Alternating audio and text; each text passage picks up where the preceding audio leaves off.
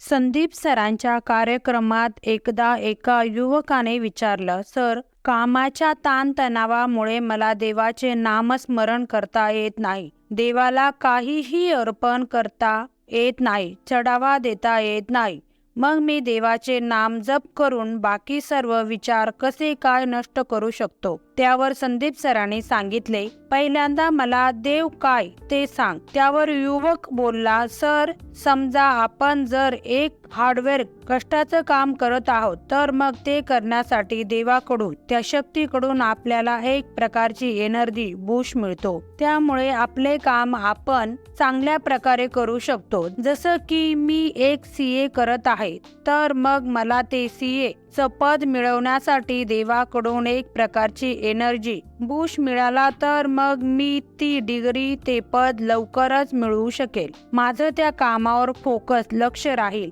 देवाचं नाम जप केल्यामुळे माझे बाकीचे विचार नष्ट होऊन फक्त मी CAच्या अभ्यासाकडेच लक्ष देईन. तेव्हा संदीप सर म्हटले, म्हणजे तुला हे म्हणायचं आहे की तुझं आणि देवाचं तार जोडलं पाहिजे. त्यासाठी देवाला काहीतरी अर्पण करायला पाहिजे, नाहीतर त्याचं नामजप करायला हवं, नाहीतर देवासाठी काहीतरी करायला हवं. म्हणजे देव तुझ्यावर खुश, आनंदी होऊन तुला एनर्जी देईल, बूस्ट करेल व त्यानंतर तू जीवनात पुढे जाऊ शकेल. म्हणजे तुम्ही देवाचा वापर करत आहे काही गोष्टी मिळवण्यासाठी, ज्या तुम्हाला पाहिजेत. हेच खरे आहे ना? असंच आहे ना? त्यावर युवक म्हणतो, जसं का सर, जर आपण एखाद्याची मोटिवेशन, प्रेरणादायक व्हिडिओ बघितल्यानंतर जशी एक ऊर्जा मिळते, त्याच प्रकारे देवाचं जप करून आपल्याला एक ऊर्जा, एनर्जी मिळते. एक प्रकारचं नातं तयार होतं. त्यावर संदीप सर म्हटले,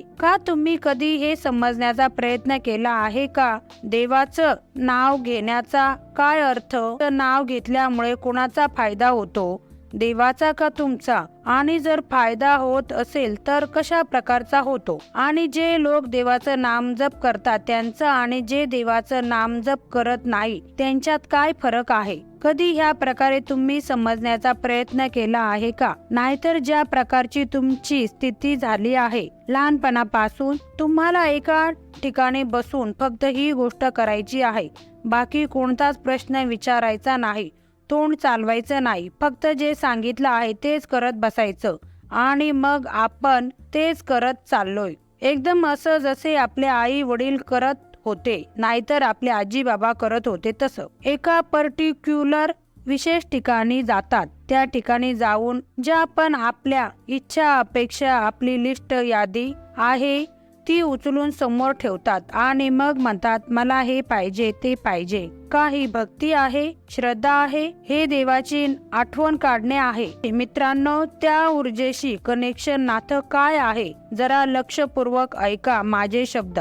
सर्वात पहिली गोष्ट हे समजले पाहिजे की या जगात आपण काही काम करून घ्यायचं असेल तर तुम्ही ते कसे करून घ्याल? एकतर कोणाला पैसे देऊन कराल, नाहीतर कसलं तरी आमिष, लालच देऊन कराल, नाहीतर कोणाशी गोड गोड बोलून काम करून घ्याल. या प्रकारे आपल्या माणसांच्या जगात कामे करून घेतली जातात. तर मग आपल्याला पण असे वाटते की देवाच्या जगात पण असेच काहीच चालू असेल, म्हणून माणूस असंच देवाशी पण वागतो. समजा जर तुम्हाला काही कामं करून घ्यायची आहे आणि कोणत्या तरी एका जागेवर तिथे भ्रष्टाचार, लालच, घुसखोरी चालत आहे, तर मग तिथे माणूस रिश्वत देईल, मग त्याचे काम पटापट होऊन जाईल आणि जो तिथे रिश्वत देणार नाही त्याचे काम नाही होणार. तेव्हा मग आपल्याला वाटतं की देवाच्या जगात सुद्धा असंच काहीतरी होत असेल आणि मग अशीच आपली सर्वांचीच मनस्थिती झालेली असते. हे करा, हे केल्याने तुमचे कामे पटापट होतील, नाहीतर तुम्ही काही जप, चढावा, प्रसाद, पूजापाठ, काही गोष्टी करा, काहीतरी अर्पण करा.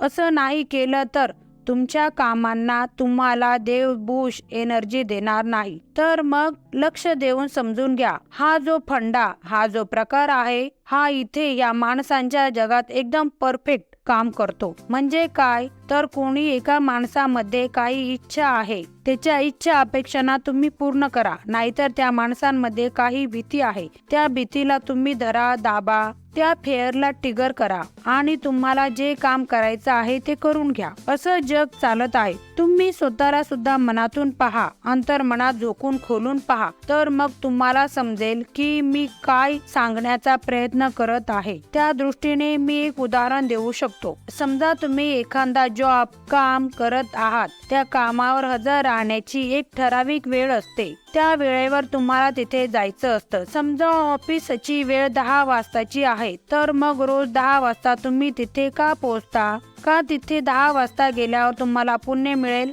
का? मग यासाठी पोहोचता की जर वेळेवर कामावर पोहोचलो नाही तर कदाचित 2-3 दिवस, कदाचित 8 दिवस ठीक आहे, पण असंच काही दिवस चालत राहिलं तर एक दिवस तुम्हाला कामावरून काढून टाकण्यात येईल, नाहीतर तुमचा पगार तरी कापला जाईल. असंच आहे ना? बरोबर आहे ना? तर मग तुम्हाला पटतंय ना? तर मग मागे काय आलं? इच्छा आणि भीतीवर आपण माणसे असेही ऑपरेट संचालित करतो. तर मग तुम्ही जगातला कोणताही ग्रंथ वाचा, तिथे स्पष्टपणे लिहिलेले आहे, देव तर आहे जो सर्व प्रकारच्या इच्छा आणि भीतीपासून मुक्त आहे. तुम्ही देवाला काय रिश्वत लालच देणार? अर्थ काय? तर तुम्ही देवाचं नाव घ्या, नाहीतर नका घेऊ. त्याने देवाला काहीच फरक पडत नाही. तर मग कोणाला फरक पडतो? जर तुम्ही देवाचे नाव घेत असाल तर तुम्हाला फरक पडेल. हे स्पष्ट झालं? हे स्पष्ट होणं खूप गरजेचं आहे. हे नका समजू की देव कुठेतरी बसेल आहे आणि बघत आहे कोण माझं नाव घेत आहे,